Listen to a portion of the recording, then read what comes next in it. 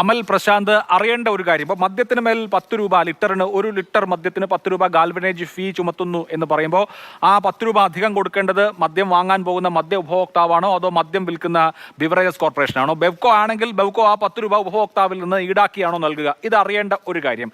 രണ്ടാമത്തേത് പെൻഷൻ. നമ്മൾ നേരത്തെ തന്നെ പറഞ്ഞു പെൻഷന്റെ കാര്യത്തിൽ വർധനവില്ല എന്ന്.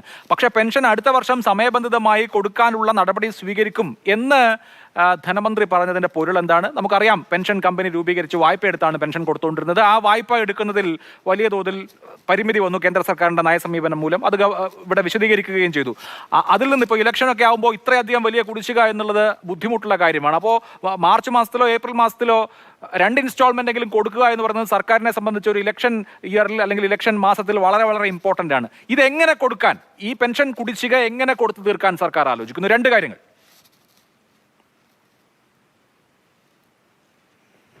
അഭിലാഷ, ആദ്യം പറഞ്ഞ വിഷയം വലിയൊരു വിഭാഗം ആളുകളെ ബാധിക്കുന്ന പ്രശ്നമാണ്. നമ്മുടെ സംസ്ഥാനത്തിന്റെ ഏറ്റവും പ്രധാനപ്പെട്ട വരുമാന മാർഗങ്ങളിൽ ഒന്ന് അത് മദ്യവിൽപ്പനയാണ്. അതിലൂടെ സാധാരണ നിലയിൽ സാമ്പത്തിക പ്രതിസന്ധി സംസ്ഥാന സർക്കാരിനുണ്ടാകുന്ന സമയത്ത് അല്ലെങ്കിൽ കേന്ദ്രത്തിനുണ്ടാകുന്ന സമയത്തെല്ലാം ആദ്യം നികുതി അടിച്ചേൽപ്പിക്കുന്ന വിഭാഗങ്ങളിലൊന്നും അവർ തന്നെയാണ്.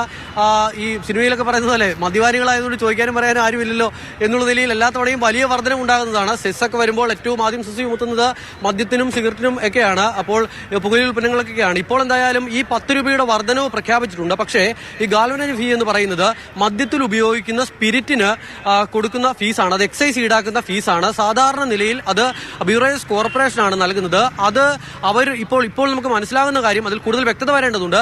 അത് ബിവറേജസ് കോർപ്പറേഷന്റെ വരുമാനത്തിൽ നിന്നും അവരുടെ ലാഭത്തിൽ നിന്നും എക്സൈസിന് അടയ്ക്കേണ്ട നികുതി എന്നുള്ള തരത്തിലാണ് അതിനെ കാണുന്നതെന്നാണ് മനസ്സിലാക്കുന്നത്. അങ്ങനെയെങ്കിൽ ഈ ബിവറേജിൽ പോയി സാധനം മദ്യം വാങ്ങുന്ന ആളുകൾക്ക് 1 ലിറ്ററിന് 10 രൂപ എന്നുള്ള നിലയിൽ കൊടുക്കേണ്ടി വരില്ല. അപ്പോൾ അത് സാധാരണക്കാരിലേക്ക് നേരിട്ട് മദ്യത്തിന്റെ വിലയിൽ കുപ്പിയിൽ ആ വിലവർധന ഉണ്ടാകില്ല എന്നുള്ളതാണ് മനസ്സിലാക്കാൻ കഴിയുന്നത്. അതിൽ കുറച്ചുകൂടി വ്യക്തത വരേണ്ടതുണ്ട്. അതോടൊപ്പം തന്നെ അഭിലാഷ് രണ്ടാമത് പറഞ്ഞ വിഷയം, ഒരു ഇലക്ഷൻ ഇയറാണ് വരാൻ പോകുന്നത്. ക്ഷേമ പെൻഷൻ ഇത്രയും കുടിശ്ശിക വെച്ച് ഒരു തെരഞ്ഞെടുപ്പ് സമയത്തേക്ക് പോകാൻ കഴിയില്ല. വോട്ട് ചോദിച്ച് വീടുകളിലേക്ക് എത്തേണ്ടതാണ്.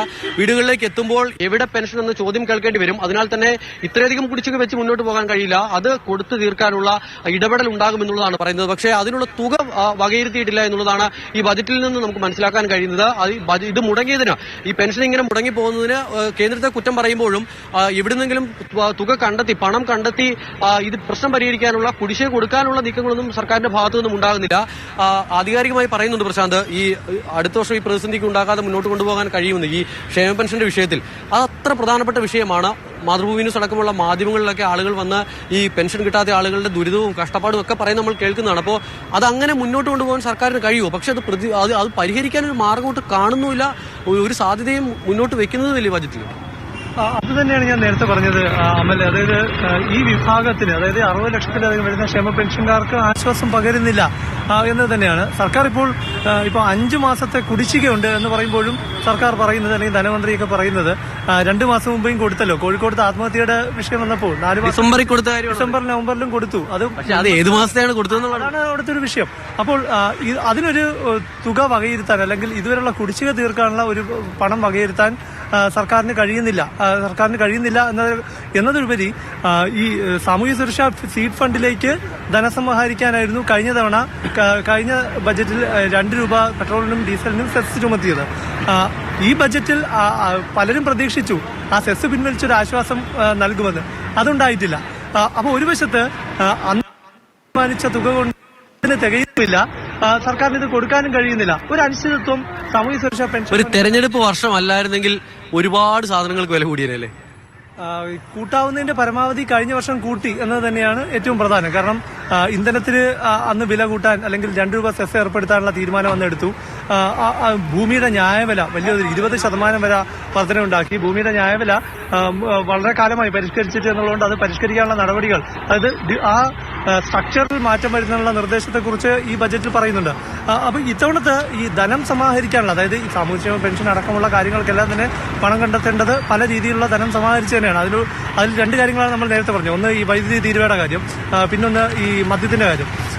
ഇത് രണ്ടിനും പുറമെ വളരെ വർഷങ്ങൾക്ക് മുമ്പ്, അതായത് ഞാൻ മനസ്സിലാക്കുന്നത്, എന്റെ ഓർമ്മ ശരിയാണെങ്കിൽ ഈ VS സർക്കാരിന്റെ കാലത്ത് ഡാമിൽ നിന്ന് മണൽ വാരി പണം കണ്ടെത്തുന്നതിനെ കുറിച്ചുള്ള ഒരു ആശയം, അന്ന് മംഗളം ചുള്ളിയാർ ഡാമുകളിൽ നിന്ന് പൈലറ്റ് അടിസ്ഥാനത്തിൽ ഈ മണൽ വാരി അപ്പോൾ അങ്ങനെ ഡാമുകളിലെ മണൽ, വെറുതെ കിടക്കുന്ന മണൽ അത് വിറ്റ് പണമുണ്ടാക്കാം എന്നൊരു മാർഗമായിരുന്നു. ഒപ്പം തന്നെ ഇത് വെറുതെ കിടക്കുന്ന ഒരു സമ്പത്താണ്, അപ്പോൾ അത് അങ്ങനെ ഉപയോഗിക്കാം എന്നൊരു നിർദ്ദേശം വന്നിരുന്നു. അത് ഇപ്പോൾ ഒരുപക്ഷെ വീണ്ടും അത് പലപ്പോഴും പല ബജറ്റിലും ആ നിർദ്ദേശങ്ങളൊക്കെ ഡാമിൽ നിന്ന് മണൽ വാരി പണം കണ്ടെത്തുന്നതിനെ കുറിച്ചുള്ള വരുമാനം കണ്ടെത്തുന്ന മാർഗമൊക്കെ പറഞ്ഞെങ്കിലും ഈ ബജറ്റിൽ ഈ കൃത്യമായി തന്നെ അതിനെക്കുറിച്ച് പറയുന്നുണ്ട്. 2 ഡാമുകളിൽ നിന്ന് മണൽ വാരുന്ന കാര്യത്തിൽ ഒരു നിർദ്ദേശമായി തന്നെ പറയുന്നുണ്ട്. തീർച്ചയായിട്ടും എന്തായാലും നദികളിലെ മണൽ വാരൽ 2016 ശേഷം പുനരാരംഭിക്കുകയാണ്.